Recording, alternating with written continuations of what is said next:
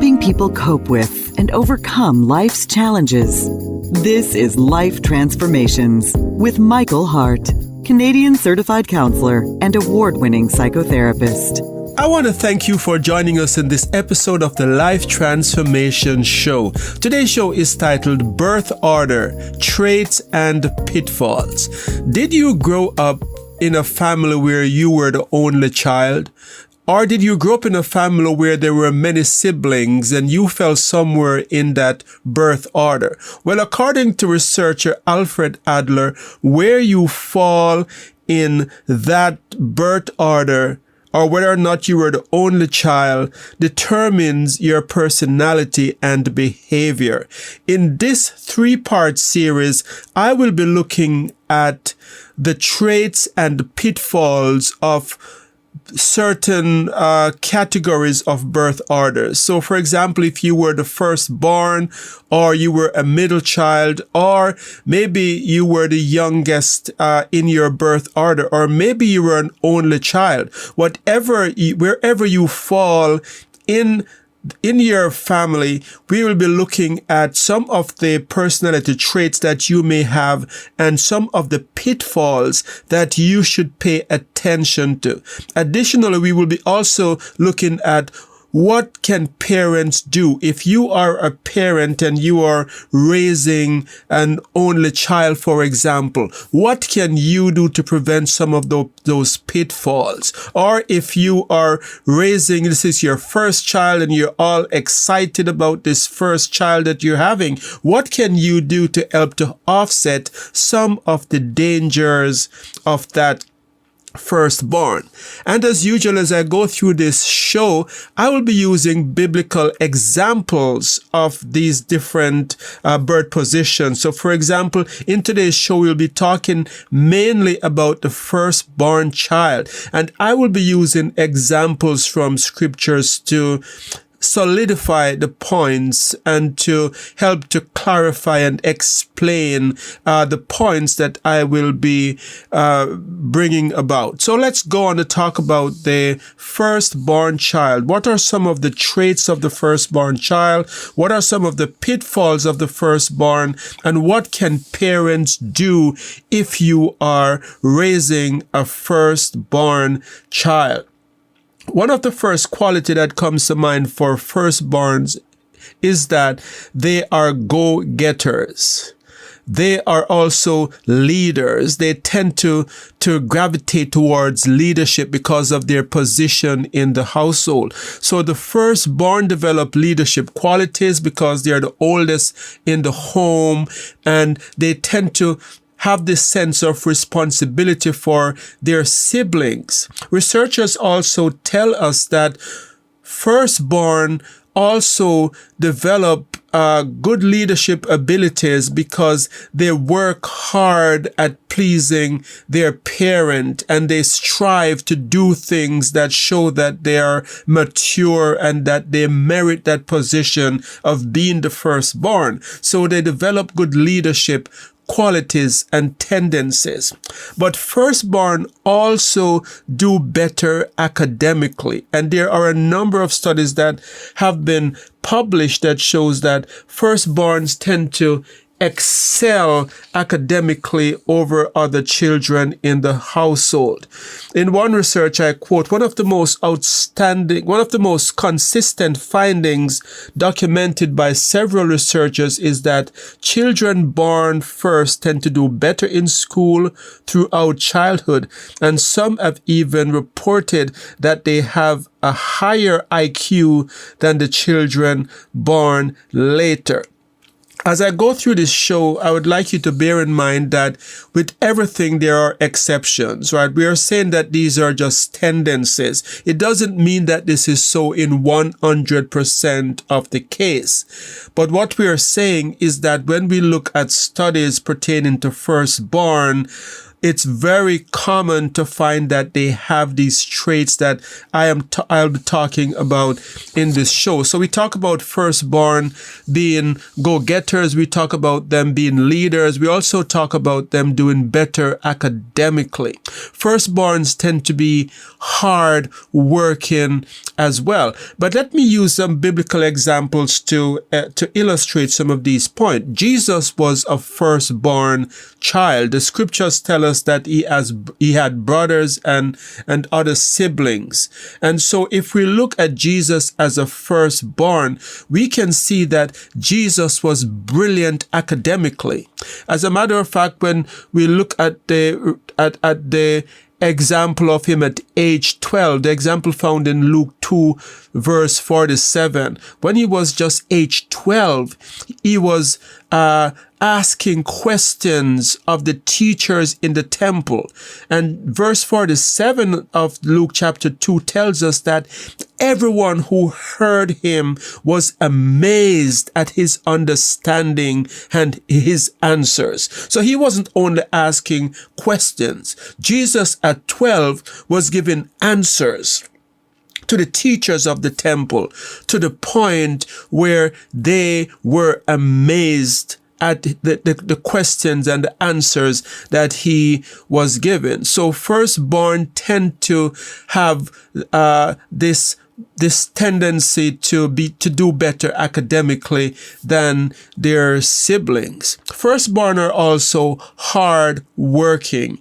They tend to take the sense of responsibility, and they work hard at whatever they do. And this could come from them developing this sense of being responsible for younger siblings, helping to take care of younger siblings because they're older in the birth order. So this tendency to do things in the home manifests itself later on in life as hard-working individuals. We see an example of this in Luke chapter 11, and it's a story of Mary, Martha, and their brother Lazarus. Many theologians believe that Martha was the oldest of the three because the scripture tells us that it was her house that Mary lived in and that Lazarus lived in. And theologians believe that Lazarus was actually the youngest of the three. So we have these three siblings, Martha being the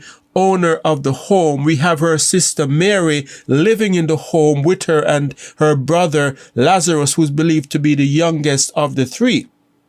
But when it comes to hard working, we have this account in Luke chapter 11 where Jesus is actually at the home of Martha, and Martha is so busy doing a lot of the preparation in the household and the servings to make sure that Jesus and her guests are comfortable, while the younger sister Mary is sitting at Jesus' feet soaking in his teaching. And so Martha, the hard worker, with the sense of leadership and responsibility because she's the oldest of the three, went and complained to Jesus, asking him to make her sister help, and that she had this sense that life was unfair because here she is, the leader, the person who feels in charge, working hard while her sister is listening to Jesus teach. And so she appealed to Jesus for fairness. So we see this example of hard working, but we can also see that firstborns tend to be goal oriented. When Martha's brother Lazarus died, we have this account in John chapter 11, where we're told that when Martha heard that Jesus was on the way to the house, she went out to meet him. So she's so goal focused. My goal is to get Jesus here so that he can resurrect my brother. And he's not here yet. I hear he's on the way. And my goal is for him to be here. And she's so driven and such a leader that John 11:20 tells us that she went out to meet Jesus at a certain place. So she was so motivated and so determined that she wanted to get Jesus there. And Jesus was taking too long. So she had to go out and get Jesus. So that's actually one of the other qualities of firstborn, that they tend to be very determined. Martha was very determined. Firstborns can also be stubborn as well. And that can be a positive quality, but it can also be a negative quality. And we'll talk a little bit more about that when we come to the pitfalls. But stubbornness, the positive side of that would be determination. They are determined. They won't accept failure. If they're working at something, they will persevere and they will work hard to achieve whatever it is that they set their mind to. And so firstborn also tend to be rule followers. They follow the rules to a T. And so we find that in families, the firstborn has this sense of responsibility for the other siblings and want them as well to be rule followers. So there's usually tension between the firstborn and the other siblings if they are not following the rules of the household. Firstborns also tend to be very outspoken. And we see an example of this in 1 Samuel chapter 17:28 with Eliab, David's oldest brother. When David turned up to the battle where the Israelites were facing off against the Philistines and Goliath, we see Eliab chastising David, saying, "Why are you here? You're just here to watch the battle. Why are you not looking after the sheep? Your responsibility is to take care of the sheep." So that probably is coming out of this rule follower mentality as well. There is a rule in place. David, your job is to take care of the sheep. It's me and my other two oldest brothers' job to be here with King Saul in this battle. You are out of place, David.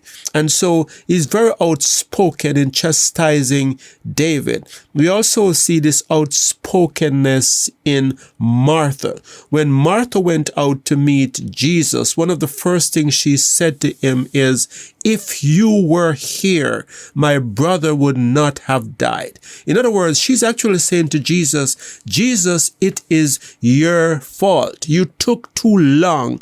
And because of that, my brother has died." So these are some of the common qualities of the firstborn. Now let us talk about the dangers of the firstborn. One of the danger of firstborn is that they can be subject to a sense of pride, a sense of being special because they have this position of the firstborn. And we see an example of this in the story of Cain and Abel, where Cain felt that he was special, that because he had this position of the firstborn and they were so much tied up in him with the expectations of his parents. Actually, it is believed by some scholars that when Cain was born and Eve rejoiced that God has given me a man, what she was actually saying is that God has given me the Messiah, the one who is going to redeem mankind, who is going to crush the head of the serpent. And so Cain was so named because he's this position, his name actually means possession that is prized above all others. And so Cain had this sense of being special.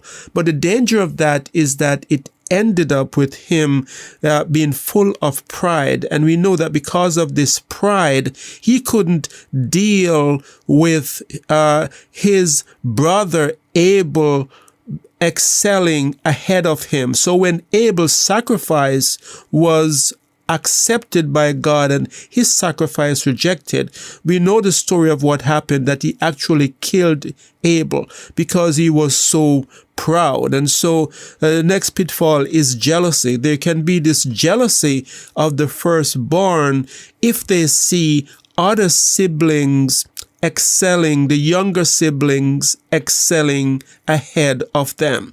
And we see this working out in the story of Joseph and his older brothers. Michael will be right back. You have been listening to the Life Transformation Show, where award-winning psychotherapist Michael Hart of Elim Counselling Services has been speaking on the topic birth order, traits, and pitfalls.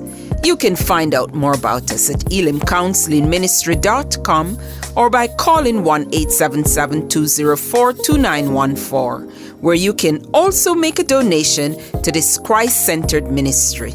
Your donations help us to stay on the air and to provide subsidized counseling to those who can't afford it.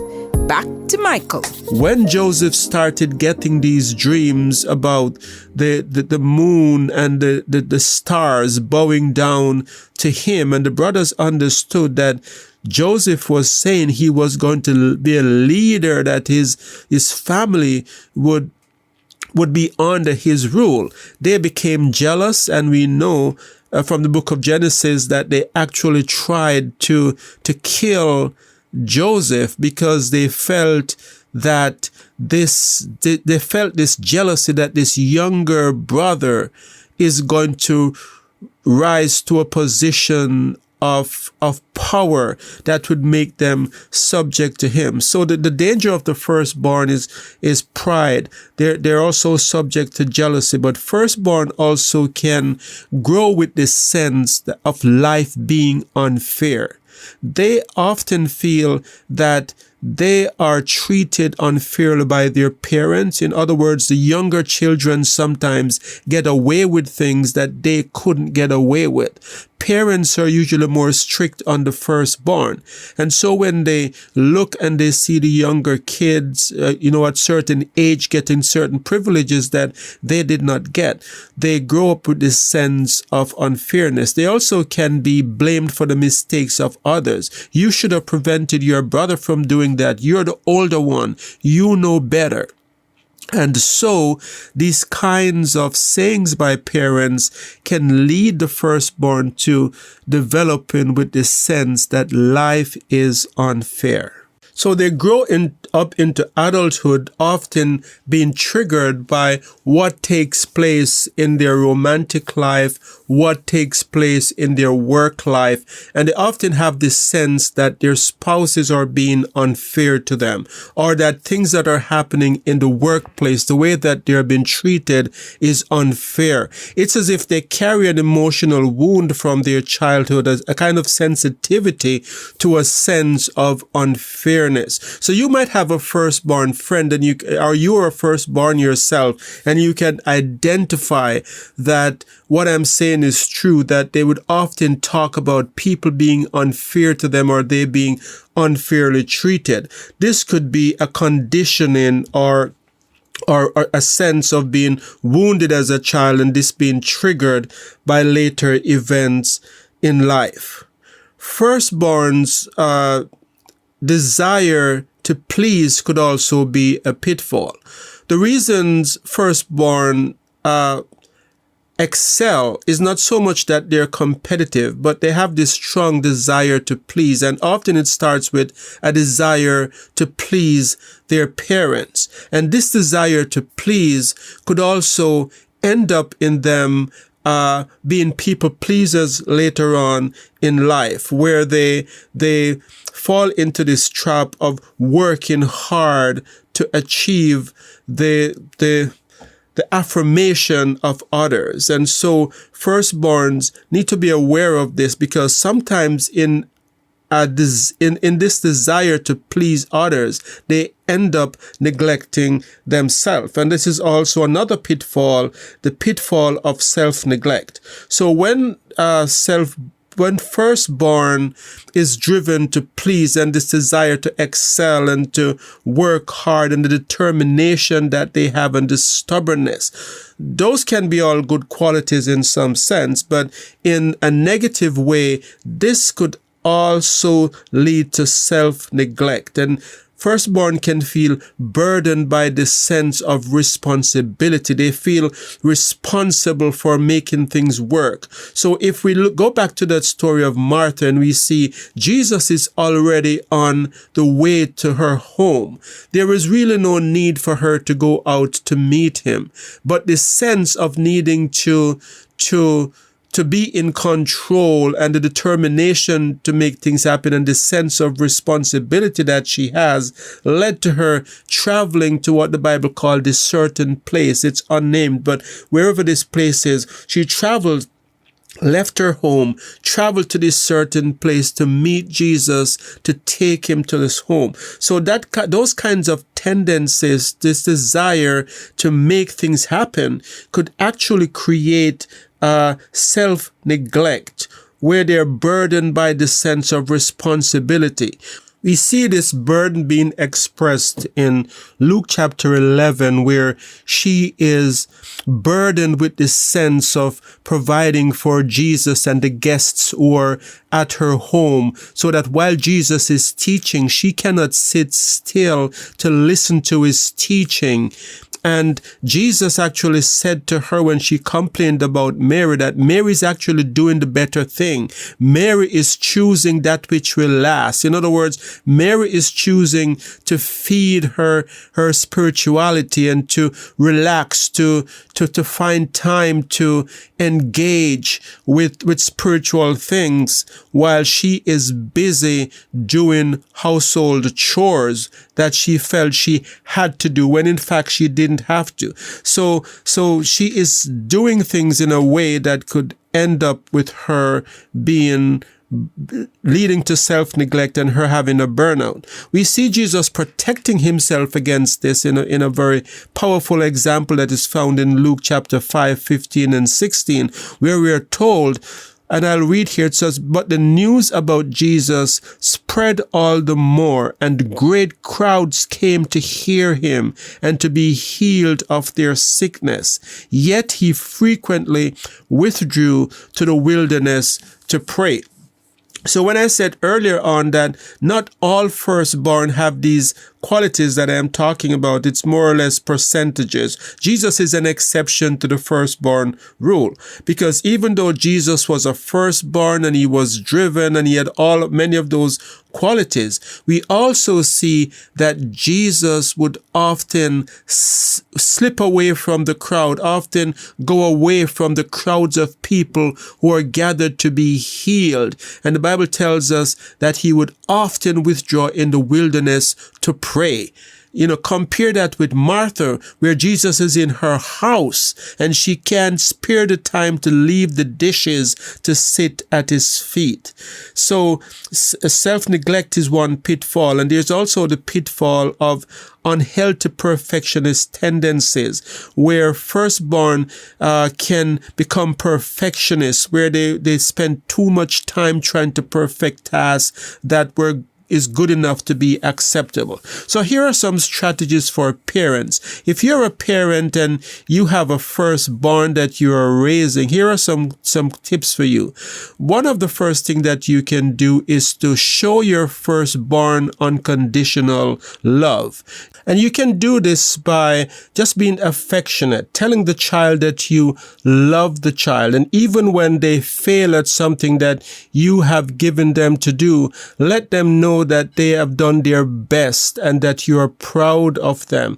Often firstborn feel that the love of their parents is contingent on them doing things well. And as we talked about pitfall earlier, this can lead to the pitfall of perfectionism. So let your child know that you love them unconditionally. Express love even when they are not at their best, even when they may have done things that you are not proud of. Let them know that they are loved. But it's also important to cultivate emotional emotional intelligence with your firstborn.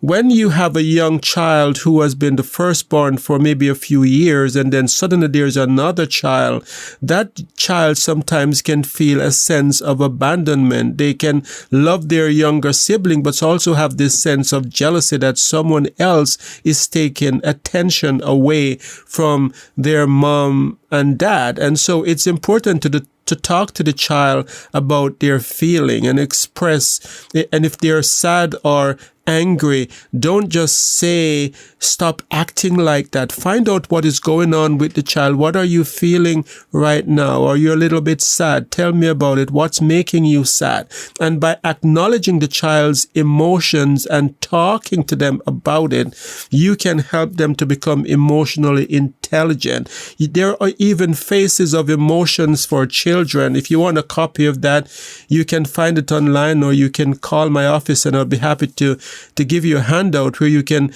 help children to point to which face represent how they're feeling. And this cultivates emotional intelligence. But it's also important to cultivate this sense of fairness. Firstborn often feel that they're unfairly treated. And so if they feel overburdened with responsibilities because they're the oldest in the family, and they have to be doing all of these chores while they see their younger sibling, watching a movie with the parent or having fun while they're the ones busy working. This will create this sense of unfairness. So what you can do is let chores be a family event with even the younger children helping out with the older sibling in some way. The younger child might not be able to do as much, but you can involve them in tasks in some way. They might just be able to have a play shoveling the driveway with the older child, but just by having them there doing it as well, even though they can't do much, creates this sense of fairness. And also, spending time alone with your firstborn is important. Firstborn often feel replaced. The attention that they had before is suddenly being shared with someone else. And oftentimes, mom's attention and dad's attention is taken up with the new child in the family, and the firstborn is left alone. So make an attempt as a parent to spend time alone with your firstborn. And so this is very crucial, because a lot of siblings rivalry, unhealthy sibling rivalry, develop because of this competition for parents' time and the firstborn feeling neglected. And so as you do this, you'll create a healthier family dynamic in the later years of your children's life. So there you have it. We have quickly come to the end of today's show. There's a lot more that I could say here, but time has quickly passed us by. If you have missed the first part of this show, you can listen to it on our YouTube channel. We'll have this show posted on our YouTube channel, so you can search ElimCounselling Services on YouTube, and you'll be able to find this show by searching for it by title, Birth Order, Tendencies and Pitfalls. And we also want to remind you that we are not for-profit organizations. So if you have not yet contributed to our ministry, please consider doing so by going to our website and choosing one of the means of making a donation to us. We also want to thank those of you who have supported this ministry over the years, either by word of mouth telling others about us or through donations. So we want to say thanks to you for your support and let you know that we continue to be dependent on your support to stay on the air and to do the work that we do. You can find out more about this ministry at ElimCounsellingMinistry.com if you're new to this. Elim is spelled E-L-I-M, counseling with 2 L's, ministry.com. And so until next time, this is your host, Michael Hart of Elim Counseling Services, praying that God would bless you in all your relationships and to keep you sound in mind and pure in heart.